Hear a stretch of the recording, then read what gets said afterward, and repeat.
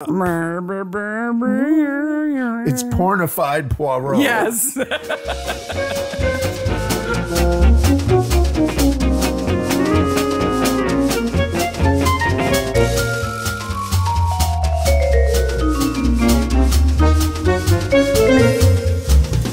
Hey, Maniacs. Hey, Mystery Maniac. Yes. Mystery Maniacs is a comedy recap podcast dedicated to mystery TV. Each week, we dig into an episode of a show, including the murders, the mayhem, the loonies, and everything else we love. This week, Poirot, the incredible theft. And I'm going to get it out of the way right now. Is it really an incredible theft? No. No. And there's no murder. Season 1, Episode 8. I'm Mark. I'm Sarah. First of all, a spoiler podcast, so we're going to let you know that there's no murders in this episode. Yeah. It's not really a crime, and they kind of get away with it. Yeah. But it's still a really good episode. But it's a great episode. But we are going to ruin it for you. So if you haven't seen The Incredible Theft, stop, go watch it, come back. From February 26th, 1989, the Berlin Wall was still up. Before we dive in, a few announcements, including next Sunday, April 28th, 4 p.m. Eastern Standard Time, Tea with the Maniacs. With the Maniacs. We'll be sipping tea and dishing tea. It's our celebration of having 200 episodes under our belt. We hope you'll keep sending good questions. We have lots. We have lots of questions. But always room for more. Keep sending them in. Yep, that'll be live on YouTube. You'll be able to watch it. At 4 o'clock. Participate in the chat, and it'll be recorded. So if you can't make it, you can watch it later. So what else happened this week? You saw a goblin. I did. I'm still, we're joking, but I'm still kind of weirded out by it. Was it a cold troll too? Middle of the day, four-way stop in the middle of a neighborhood. Car pulls up to go straight. I'm going to turn. So we look at each other to see who's going to go first. It's a little black hatchback, tiny car. This person who's driving it, their nose barely hit the bottom of the window on the door. So a very small person wearing a black hood of some sort, like a hoodie. Yep. Looks over at me and has a green face. The strangest green face I have ever seen. Now, and then just goes straight. And I'm like, wait, goblin, wait. We live in a college town, so things can get weird. If it was Halloween, if it was late at night, something. If it was a weekend, it was a Tuesday at lunchtime, I saw a goblin driving a Honda Yaris. Excellent. I don't know. I can't explain it. Maybe I'm losing my mind. Oh, also this week, one of our kids, the middle child, got accepted to grad school for a master's in psych. I'm really excited for her. That's super cool. She's going to be going to the place where I got my master's, both of my parents graduated from, and her dad graduated from. There you go. It's amazing. Yes. But there's so much to figure out. This kid can't even drive. Yeah, well... We have a summer of, it's time to grow up. Yes. Congratulations, you graduated from college. Time to be a grown-up. Yep. Another thing is the episode of The Black Tree Prophecy The came Midsummer out. Finally out in the UK. And then they're not showing any more. I don't know what their problem is. Do not know what they're doing. But now we have a whole bunch of new people who are now indoctrinated in the way of the plague baby. Yes. The plague baby who spends its time just hanging out in a car and then grows up to be a killer. Yep.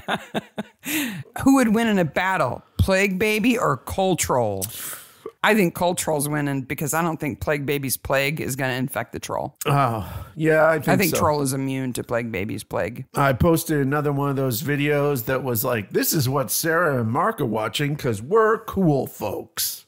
Not because we're cool. I know. That was sarcastic. Oh, okay. Because if we share what we're watching, other people reply, like you, with what you're watching. And now, wait a minute. That might build community. Hey. What are we doing here? We finished this week The Man Who Died. Yes. On Acorn. So it's 2022 miniseries from Finland with a young man named Jussi Vatanen in the lead. I wasn't sure about it in the first episode. And then by the end of it, though, I was hooked. It was, and I don't usually like to watch foreign language shows that don't have dubbing. I don't like to have to read the subtitles to watch something because I'm always doing something while I'm watching TV. Right now, it's English paper piecing quilting. Yes. And so I can't look at that and look at what's in my hands at the same time. But this was engaging enough. I didn't care.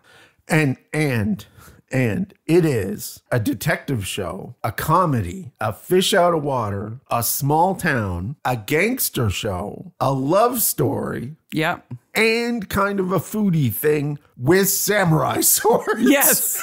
In Finland, all at once. It's really fun. The premise is crazy. And it's only 4 episodes. There's no fat it on cruises. That show. The man who is solving the murder is the one who has been murdered. And he's not a ghost. Every single thing is wrapped up completely really well. Yeah. Highly recommend. And 4.5 stars out of 5. And a life lesson. Yeah. At the end of it. Beware of mushrooms.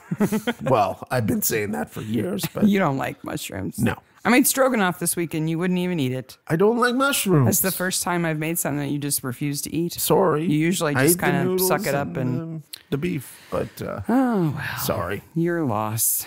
Don't like mushrooms. You ready to talk about the incredible theft? So directed by Edward Bennett and written by David Reed and Clive Exton. And sometimes you see a show and you're like, oh, there's 2 writers. How does that work?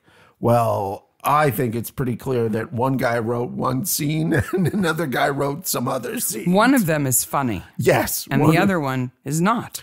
David Reed is more of a producer than he is a writer. He's done a lot more production work than he has writing work. So I think he was probably like, you need to tell a story that's connected here. And Clive Exton, who's written a billion things, probably was like, but these are clever little vignettes with Poirot in them. It has some of the best dialogue from any Poirot episode in it. Yes. So many moments where I just like paused to laugh because I didn't want to miss anything. And I've seen it at least 5 times before. And you spend this episode going, oh, this is the episode that has that in it. Yeah. Like, oh, yeah, I remember that now. I didn't remember it was in this episode. And we made fun that Mrs. Vanderlei, who is an American played by a British lady, is over the top and annoying. I didn't find her as over the top and annoying because I realized she's not in it all that much. No, she's actually kind of subtle. You actually kind of feel sorry for her until she's with the Nazis. Yes. She is a Nazi. It's Vanderlyn, not Vanderlei. Vanderlyn. Yes. Her lips are thinner than I remember. She's kind of puckery. That dress. Well, we'll talk about that dress. Yeah, we will. Because it is key to the crime. Yes. In a way that you don't know about yet. Oh, I don't know. This is set in the 30s. So, of course, we're between the wars. So the development of new weapons, knowing that there's probably going to be another war coming, is really important. So, of course, this centers around the plans for a new battle plane. But more importantly, in the cold opening, we have, okay, music department, we need Poirot theme, but different. Yes. Make it sound more airplane-y. Play it on a detuned piano. Yeah. We meet Mayfield, yes, who is the man who is developing the plane, and Sir George Carrington, who represents the government. Yes. There to decide whether they're going to invest in the new plane. We also meet another individual. But boy, did you notice there's the guy who comes up and puts the gas in the plane? He is overjoyed that he is doing this. Yes. He's like, yay, I get to put gas in the plane. They are all obviously reenactors. Mm-hmm. Of like aerial reenactors, which is a thing that there is. Yeah. And they're so happy to be doing this. It's a beautiful plane. That it is a beautiful plane. It is actually, they talk about it, but this plane is actually a Spitfire. Yes. It's a IXB MH434 and was flown by Ray Hanna. Go Ray. Go Ray. He's doing spills. Loopity-loops. Loopity-loops and all sorts of... Flippity-flips. Yeah. It's kind of a joke that they call it the Kestrel because the Spitfire was originally called the Shrike, which is another kind of bird. Yeah. And the guy who invented the Spitfire thought the Spitfire was a dumb name. He wanted it to be called the Shrike. Yes. Kestrel's a kind of hawk, often used for hunting. But more importantly, Poirot is shining his shoes. So we get this intercut in the cold opening between the plain stuff, which we know is important. Yeah. And Poirot's office. It's one of those situations where he's treating Hastings like he's a child, like he's like a young teenager. Like, I'm trying to teach you how to take care of your shoes. This is going to be important later. Like, this man has fought in wars. If he can't take care of his shoes by now, he doesn't want to. Yes. But then he reveals that he's basically dating somebody's mother. Yes. And he's too stupid to know it. So maybe he does need life lessons. Can I suggest a life lesson for Hastings? What? You should not put your shoes on Poirot's furniture. Apparently Poirot doesn't care. I think he would. I think that would bother him a lot. And I love how, so the idea is that Hastings is dating this woman. He goes to her house constantly, which most Americans would be like, what do you mean he goes to her house? Yeah. She's never there. She's never there, so he has tea with her mother. And the implication is that he's basically dating his mother. He doesn't want to be, but because she's avoiding him. But Poirot is like, oh, you don't know anything about the women. Well, and she's an architecture student. Yes. And so Hastings is trying to figure out some way to connect with her. And he says, how do you calculate the cubic whatchamacallits, the cubic thingies? You think that's going to impress her? He would have gone to school. He would have understood that. And especially if you read an entire book on Bernini, I think you would get that. Bernini, the 17th century sculptor and architect from Rome. Yes. Who did a lot of sculptures. Created that whole buildings that you've classical seen. Renaissance. Yeah, that everybody has seen. There's a pencil sketch, a framed pencil sketch on Poirot's wall. Yes. That's behind him while he's talking to Hastings polishing his shoes. And I can't figure out what it is. It's people. But I don't know what they're doing. It looks like a woman with no shirt on from the back and pants. But then it can't be. And what is she doing? Like a woman in a kimono. It's very hard. We're going to post a picture. Yeah, if anybody recognizes it or knows what it is, please tell us, because I looked and looked and looked at it and I could not figure it out. Poirot's putting petroleum jelly on his patent, which is fine. Which absolutely fine. It's not the best thing. There's lots of better things now, but it would have totally keeps been him fine. from cracking, yes. Right? Which is the death of patent leather. But his spats are still attached to his shoes, and I don't understand why. I also don't think Poirot would do this standing up. He would be at a table, sitting, doing this. I don't know. So I looked into spats and shoes. I'm assuming people are familiar with what spats are. They're those...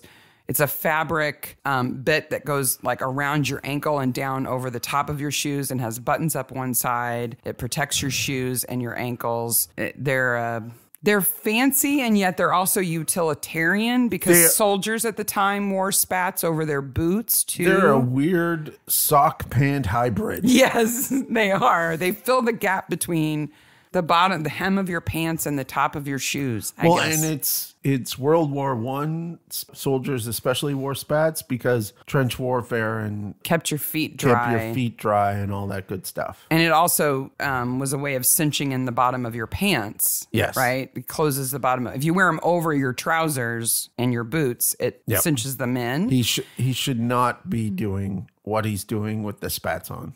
So I looked into them, and do you know what saddle Oxfords are? So saddle Oxfords, Oxford is a type of patent leather men's shoes that... but saddle Oxfords are a very specific kind. So saddle Oxfords, then I think... No, I don't know what exactly. Okay. I thought I did. All you had to do is say no. I know what brogues are. I know what Oxfords are. You know other shoes. But I don't know what Saddle Oxfords, you've seen them. They're the ones that have a black toe and a black heel, but the center part where the laces are is white. Okay. So they're black and white. Okay. They originate from spats. They're made to kind of imitate the look of spats over black shoes. That makes sense. So why do 50s girls, poodle skirt wearers, love saddle Oxfords?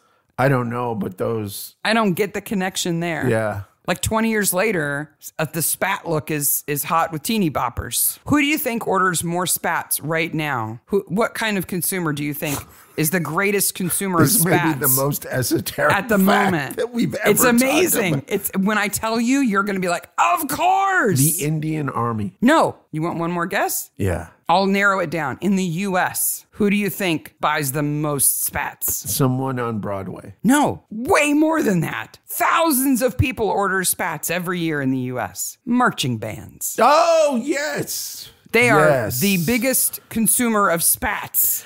For those of the people in the rest of the world, marching bands is this thing They that have Americans marching do. bands. No. Not like it is here.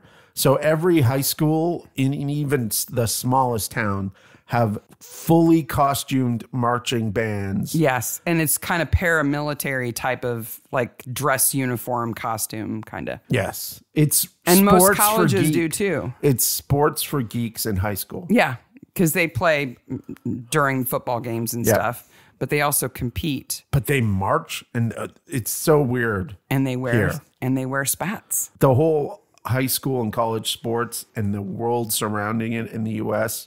is something I haven't got used to, and I've been here 25 years. But now you know. Yeah, That makes sense. That's a good piece of pub quiz trivia. Who orders the most spats in the United States? Oh, but Poirot is not done yet. His wit. Miss Lemon is getting anonymous phone calls. I just want Miss Lemon to pick up the phone and hear, That's not an anonymous phone call. sure it is. I mean, it's a different kind. You mean 6666666? Across her forehead? Her spit curls? She's got the spit curls going. She's double evil.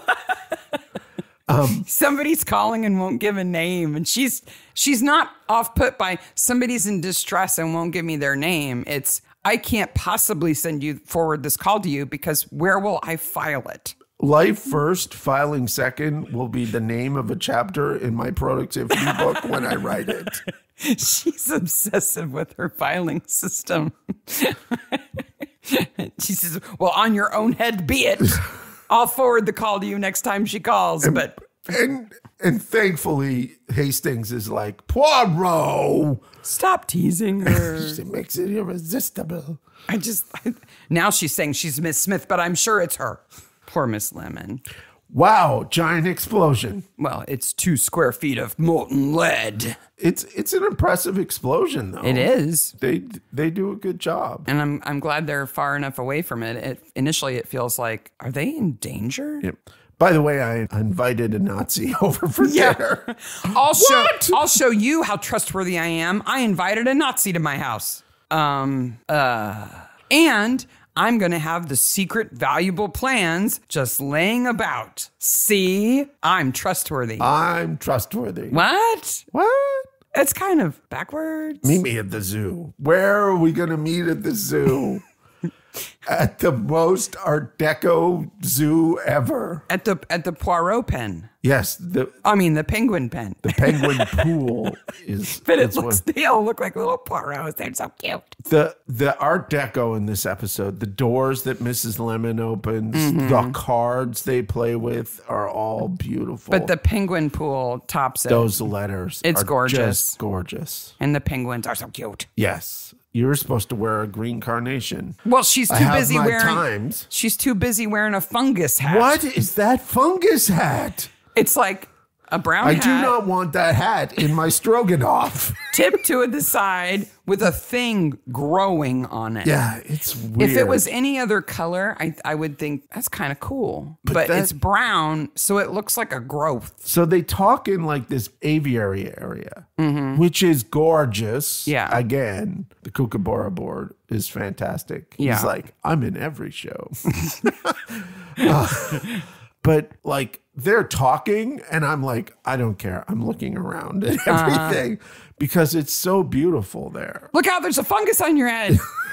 It's like grabbing her head. I don't do domestics. It's like groping the side of her head. So she was involved with this dude and tanks and all sorts of things. And my husband in the Japanese business, help me, help me, help me. And he's like, all of a sudden, teleported Poirot and Hastings. They're just there. Like, you want me to come to a country house for the weekend to solve a crime? I'm on it. Yes. Steeple Bumstead. They talk about it. Slarty Bart Fast. We Steeple Bumstead. I did some research. Wow. It's a fun thing to say. It is. It's like what's the name of the singer that the comedian makes fun of his name?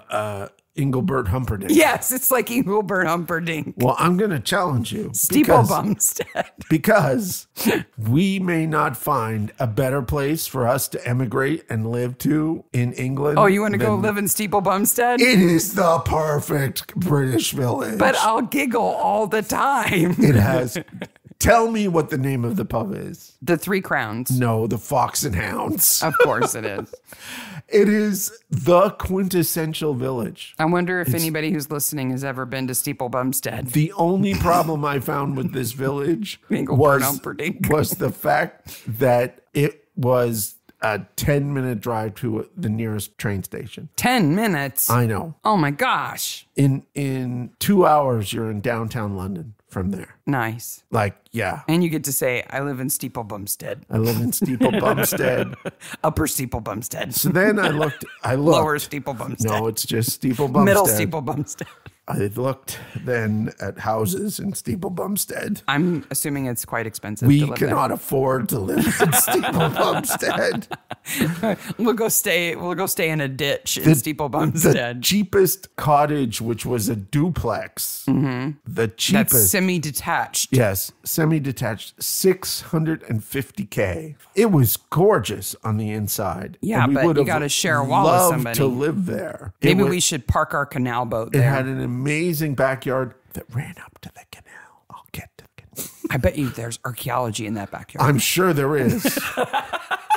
I looked at that house for a good 20 minutes, imagining living there with you. We're such UK fetishists. I bet you the council tax is really high, and the neighbors are mean, and there's a murder there every week. Why don't we live there now? But it's so British. So very British. Very British. The manor house got blown up. They destroyed it in like the 40s. It didn't get blown up. It got demolished. It got demolished. That's different. Yes. So it's not the manor house in this episode, of course. If our house blew up versus got demolished, I'd have very different feelings about it. That's true. So anyway. I mean, neither would be positive, but. Mrs. Vanderlei appears. Mrs. Vanderlyn appears. At the drinks reception. Yes. In that dress. Yes. So first of all, it's backless. You can almost see her butt crack. Speaking about steepleback bumblebutt.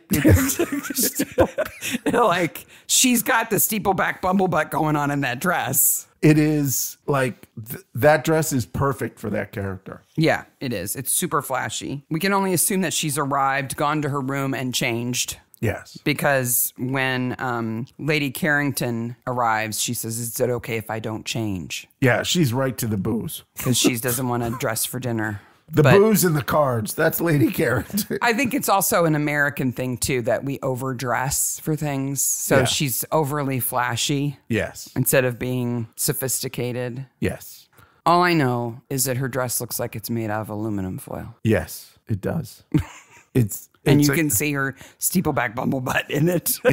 In a poor woman who's had to wear some bad clothes, especially in The Man with the Golden Gun, this is probably the most luxurious thing she's ever wore. I'm not sure how to say this actress's name. It's Carmen Du Sautoy. Yeah. Sautoy.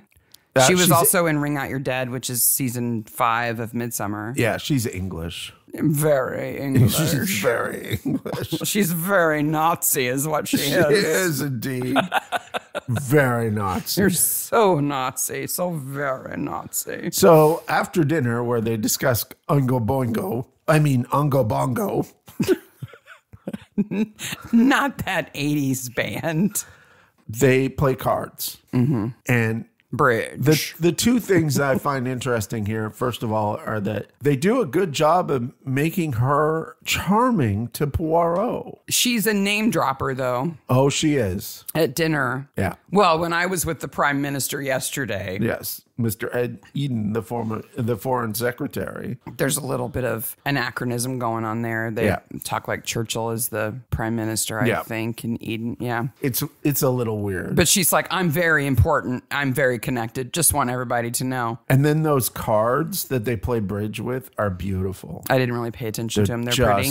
Absolutely. They're black and gold with this Art Deco design on the back. Nice. Just gorgeous. Mrs. Carrington's not the best card player and also blames Poirot, who is the best card player. He's a very good card player. When in the other episode where they're playing cards and he's paired with Ariadne, it's clear that he is good at, well, he doesn't do anything he's not good at. Yes. I'll go lay out the secret plans on your desk, sir. With a fan right beside them. I've seen this episode 5-6 times, I don't know. And every time I think, it hasn't been stolen. It was blown off the desk. It's hiding under the cabinet. Somebody find it. Meanwhile, every single time. I think this is all red herring. It just blew off the desk. The sound guy's like, what do you mean a fan? Why do we have to have that fan running? There's nobody sitting at the desk who needs the fan. Why is it running? No. There's paper there. Why do we want a fan blowing on it? So Poirot says he needs to get some air and exercise his legs and whatever he says he is. But he's off to meet with Hastings. Poor Hastings. Hastings is the hero of this episode. He absolutely is. He's just sitting out in the garden in the dark waiting for Poirot to come out. Waiting for Poirot. He's been talking to the chauffeur, I guess. Yes. But I just feel, he's like, well, why can't I stay in the house? And Poirot says, you weren't invited. And he goes, well, surely that was an oversight. Which it would have been. Everybody would have known Captain Hastings. Oh. No, I need you at the inn in town. But there was only one room and I have to share a bed with Jap. They are an hour from London. Why are they staying over? They've got to be nearby in case something happens, and Hastings has got to do reconnaissance. But I'm just imagining Hastings and Jap in the same bed. First of all, they're super tall, so their feet are both hanging off the end. And Jap definitely wears a nightcap. Oh, yeah. One of those long ones like Scrooge with a little pom-pom at the end. The Jap Hastings in bed show is the best show. I think. So it makes me think of remember the scene in Planes, Trains, and Automobiles when John Candy and Steve Martin are laying in bed together? That's Jap and Hastings in the morning. Jap and Hastings in the morning. Those aren't pillows. I think it's a blancmange. So Poirot's outside, and so are Sir George and Mayfield. And Vanderline just shows up in the study. Yeah. Oh, I'm just getting my purse. Yeah. She's still got her gown on. I'm just getting my purse. And they're like, yeah, that's likely. Go ahead, whatever. In like the worst American accent ever. It sounds a little Southern. I don't know what she's trying to pull. I don't know. But that is the least stealthy get-up outfit ever. Like if you're sneaking around, not in that metallic dress. And she's supposed to be this incredibly intelligent, ruthless spy. She would be smarter than that. Well, she's not stealing the plans anyway. What she's doing is making herself a suspect. Yes. So they can suspect her? I guess. Is that the word I'm looking for? I don't know what you're looking for. She's making herself appear to be a suspect. Yes. So they can investigate her, but she didn't do it. Yeah, she knows. She's not stealing it. Yeah. So she's a red herring for her own herringness. Theft. An incredible theft. Is it? Do you know why she wants it? Why? The top sheet that's missing are the secret mathematics for the aluminum sheeting. Yes. She's going to make a new dress. Oh! Because that dress is made out of aluminum foil. Holy sheeting. That dress is made out of aluminum? She's not using it for another plane. She's like, I can make a better steambleback bumblebutt dress. More reflective. Better. In this case, Poirot tells the truth constantly, and no one believes him. Everybody has, well, Yes and no. Okay, he's not right. Well, he kind of is right. He's saying Vanderlyn didn't steal them. She didn't take them off the desk. She didn't at that point in time. No. And he does go, I said that everybody who had access to them, and you completely blew that away. Yeah. And the government guy's like, imagine if you were a woman. Sir George. And Poirot says, of course, if that will help you. Which immediately makes me think of Poirot in drag. Yes. Because you know he's not getting rid of the mustache. No. So he's going to be in drag with the mustache. Froggy in drag. David Suchet did actually play drag in The Importance of Being Earnest Oh. on stage in London. Oh. I got a picture of it. Oh. He's not convincing even without the mustache. No, I don't think he would be. It's like, look, it's Poirot in drag. Because that's who he is now. There's a female officer because Jap comes in with the troops. Yeah, so Dun, dun, dun. Jap arrives, takes over the whole It's not situation. subtle at all. No, you no. that way, you that way. Like you don't even know exactly what's happened yet. This and is you're my like, pigeon now. yeah. What? What? Meanwhile, get Vanderlyn, haul her to the police station, Yes. I guess, and strip her, Helga. But so she is upstairs and they go up and they arrest her. Mm-hmm. She's in her underwear. She's in her nightgown. Yes. She gets dressed and comes down the stairs, dragging her finger along the banister. And we're back to the music department. Uh-huh. Because we want the Poirot theme, but we want it sexied up. It's pornified Poirot. Yes. Sultry sax. So they don't know Do where you think she got cavity searched or just strip searched? I don't want to. How far did Helga go? That's not Poirot talk. Vanderlyn looks pretty upset when she leaves that room. She is pissed. I mean, who wouldn't be? You know, Yes. the indignity of it all. Since she hasn't actually stolen the plans. So Though then she's still guilty. But Then the government guy says, Froggy thinks she didn't do it. Froggy knows she didn't do it, Ribbit. Poor Poirot puts up with so much. Well, when he is at the drinks reception and Lady Carrington says, oh, a foreigner? Well, you'll soon figure it out. Yeah. Like, he's not new. Yeah. Just because he has an accent. People always make these assumptions about him because of his accent. Where could I get more information about the people in this episode? Hastings Yeah. explains the entire Japanese thing just because he remembers it. Because he's connected. Yeah. He knows about military stuff because he's Captain Hastings. Eating his breakfast at 9:30 in the morning, according to the clock on the wall. Yes. In the inn. But now, is this where the blancmange comes up? Yes. So he's complaining to Poirot about how Jap sleeps. Mm-hmm. And he says that he talks in his sleep. This is Jap who talks in his sleep. Keep in mind, there were no big beds at this point. No, So they're they're in a queen bed at best. Probably a double. Yes. Those two Sleeping- elbowy, knee, long-legged, big-nosed, tall men laying in a bed next to each other, and Jap thrashes and yells all night. Now I've got you, young fellow. Jap of the yard strikes again. Which I just love.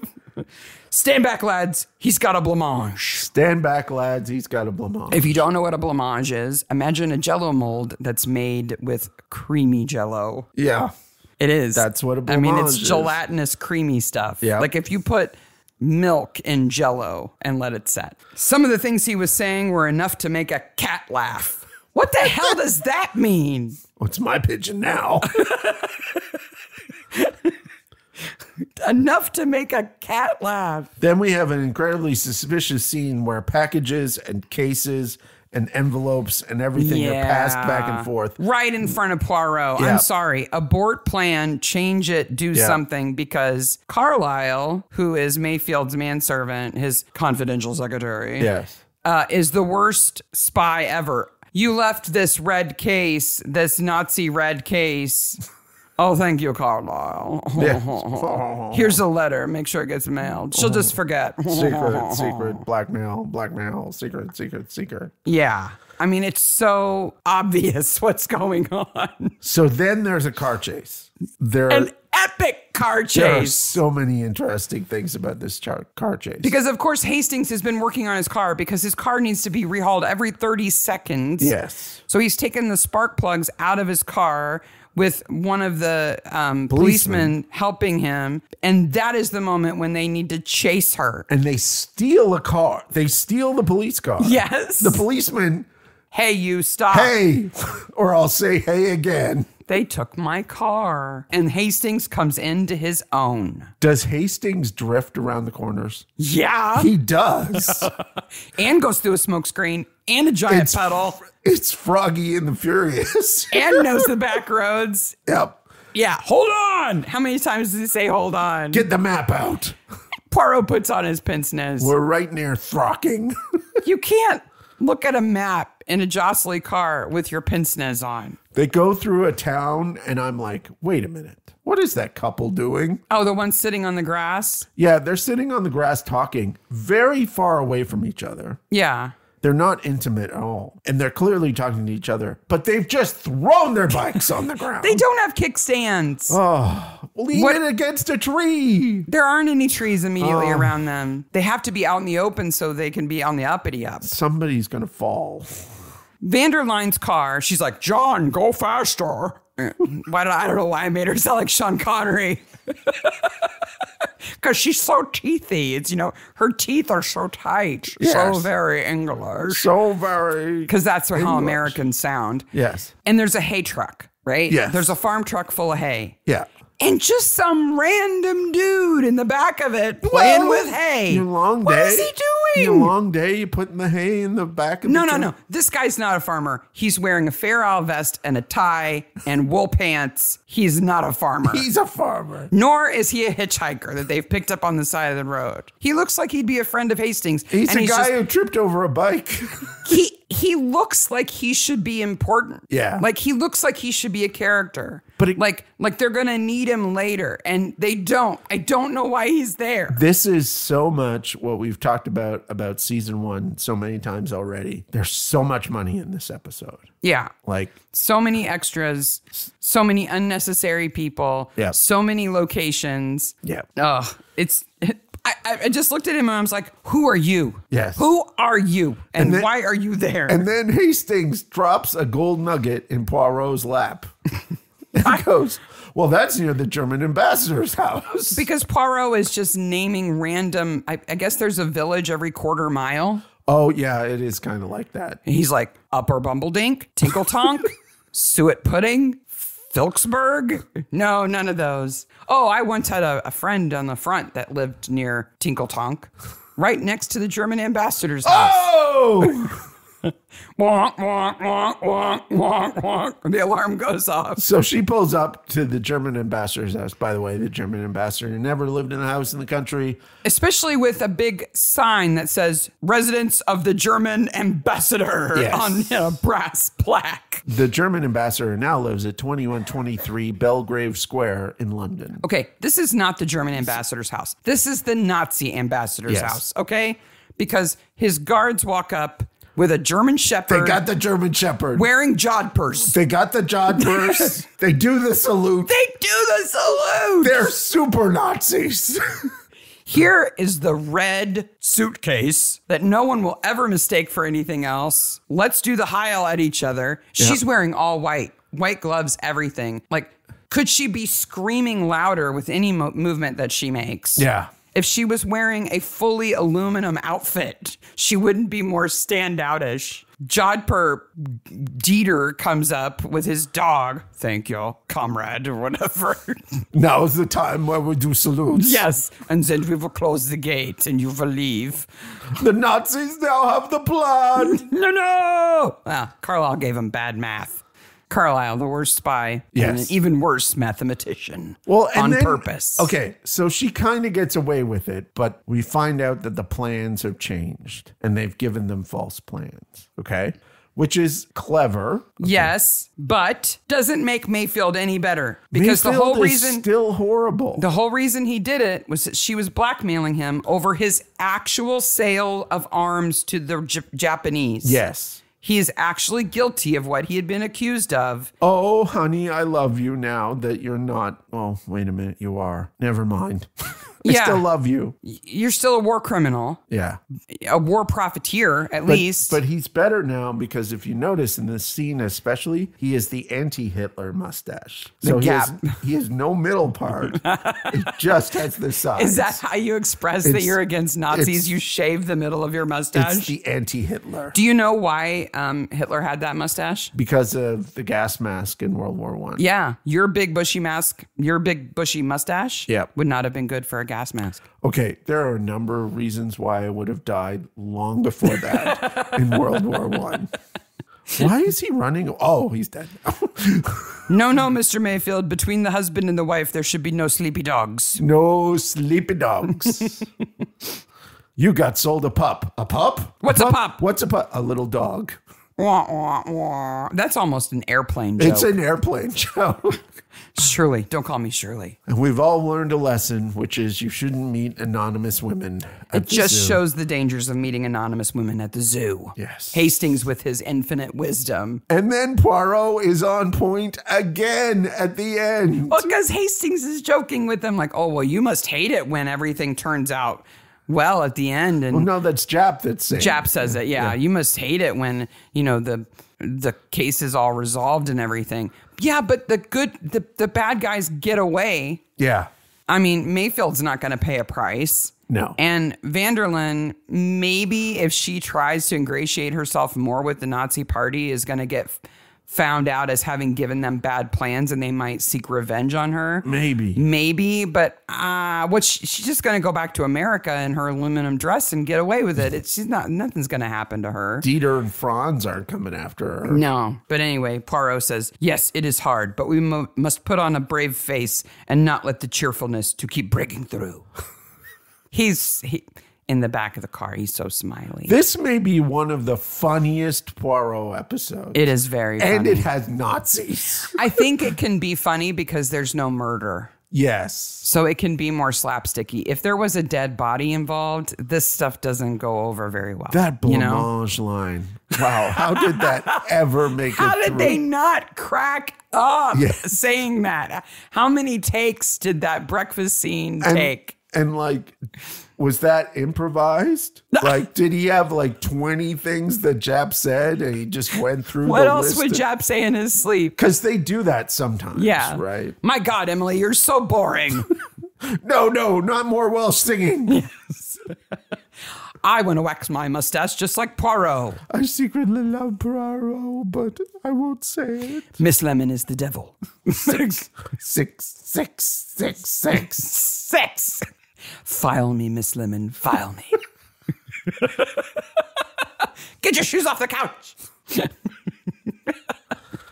I want to solve a case, Poirot. Let me. He has the guys at the house going through the flower beds. What are they going to find?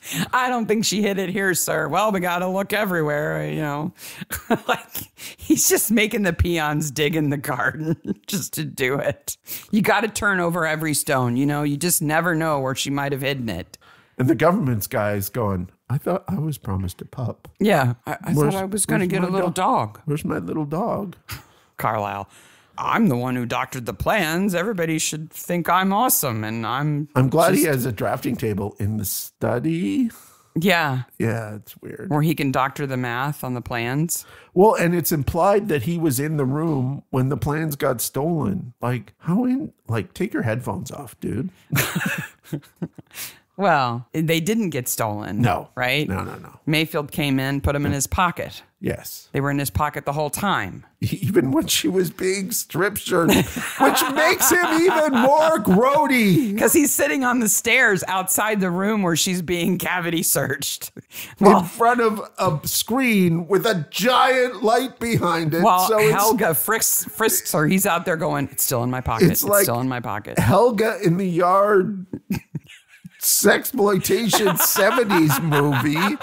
It's so weird. You've gone a completely different direction. It's very weird. Well, why is that light there? I'm just thinking about Jap cuddling up to Hastings, and you're like, Helga's frisking her behind the screen.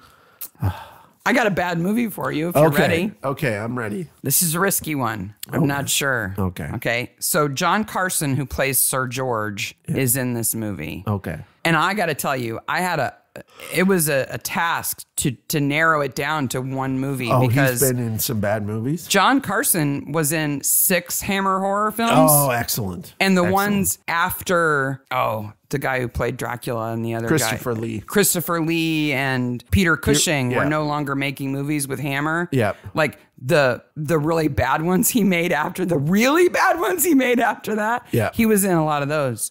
But this is not one of those, okay? 1970. Okay. I'll read you the synopsis. Okay. While driving one evening, a man has a car accident. Afterwards, he finds his life has been turned upside down. He learns that he now supports a merger that he once opposed and apparently is having an affair. People claim they have seen him in places he's never been. Does he have a doppelganger or is he going insane? Oh, this sounds so familiar. I think I've seen this movie, but I can't remember it. 1970, not Christopher Lee, not Peter Cushing. No, it's not a Hammer movie. It's not a Hammer movie. I'll give you a big hint. Okay. It stars Roger Moore, Bond himself. No, I don't know. I don't know if I've seen it then. It's called The Man Who Haunted Himself. The Man Who Haunted Himself? He gets in a car accident, and So he's dead. Well, they've got a heart monitor on him, and it shows 2 heartbeats. Ah. And then he comes out of surgery and everything, and he has a doppelganger. There's an evil version of him. Does he have a mustache? Well, yeah, because he has a mustache. Oh, okay. So the evil version doesn't have like a goatee or anything. They look identical, but he's trying to ruin his life. The evil doppelganger is trying to ruin his life. No. The Man Who Haunted Himself. The Man Who Haunted Himself. That's excellent. It looks like a good movie, actually. There's a confrontation at the end where the good Roger Moore is wet. I don't know why. And the bad Roger Moore isn't. And laughs maniacally. It's crazy. No? There you go. I win. 1 point for me. 1 point for you. Okay. You know, when we do our AMA, Tea with Maniacs, we may have to tally up over the 200 episodes how many points we have each. Who's got time for that? He said, knowing he's lost. I think I'm winning by a lot. By a lot. April 28th at 4 p.m. Eastern. Tea with the Maniacs. We're going to lay down some truth. Yes. And drink some Earl Grey. Well, you will. I will. You won't.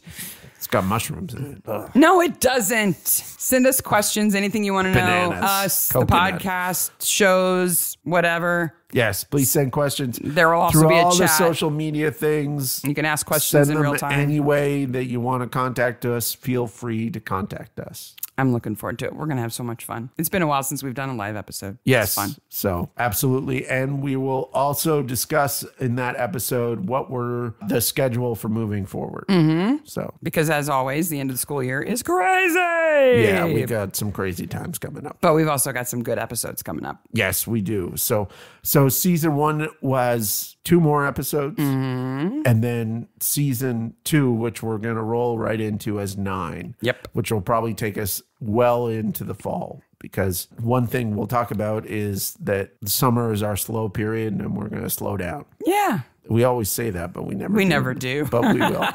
But that's all right. Yep. But on the 28th, be there, be square. We're going to have fun. Yep. Tea with the Maniacs. Bye, Maniacs. Bye, Maniacs. Thanks for joining us on the Mystery Maniacs podcast. If you enjoyed our crazy podcast today, don't miss out on future episodes. Follow us on social media for updates, behind-the-scenes content, and exclusive sneak peeks. Subscribe, like, and share to spread the word. Bye, Maniacs. At 4 p.m. Start over. Yep.